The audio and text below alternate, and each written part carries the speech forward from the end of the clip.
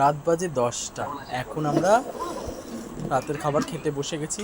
আজকে নীল পুজো ছিল, মায়ের গায়ে উপোস করেছে। কেন আমাদের ঘাট কাজ ছিল আজকে, ঠাকুমার কেন বাৎসরিক কাজ আগামীকাল নাকি আগামীকাল হবে বলে, এই কারণে আজকে আমাদের মা গায়ে উপোস রেখেছে নীলষষ্ঠীর জন্য। আর নীলষষ্ঠীর উপলক্ষে মা কী কী রান্না করেছে চলুন আপনাদের দেখাই। মা এখন খেতে বসে গেছে। গরম গরম পরোটা, পুঁই শাকের চচ্চড়ি, মটর ডাল টাল দিয়ে, আলু দিয়ে সব রকম সবজি, আলু পটল কুমড়ো বিভিন্ন রকম দিয়ে এই অল্প একটু আছে, আমার পাতে দিয়ে দিয়েছে। আর এখানে আলুর দম আছে, কষা কষা আলুর দম, যে মাও খাচ্ছে। মাও আজকে গায়ে উপোস রেখেছে, পুজো অঞ্জলি দিতে পারিনি, পুজো দেয়নি, কিন্তু ঘরের গৃহদেবতাকে পুজো দিয়েছে।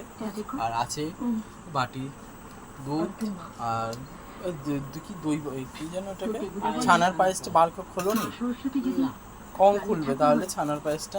তুমি যে আনতে বললে আনলাম, তা খাওয়ার সময় তো খাবে নাকি ছানার পায়েসটা? আমার গরম গরম দুধ একবার ঠিক করে খাবে, মা আর আমি খাবো। আর ছানার পায়েস। এই দেখো বন্ধুরা, এই হলো রাতের আমাদের ডিনার। কেমন লাগলো অবশ্যই কিন্তু লাইক কমেন্ট শেয়ার করবেন, আমাকে প্রচুর ভালোবাসা দেবেন, সাপোর্ট করবেন, আর কমেন্ট করতে কিন্তু ভুলবেন না।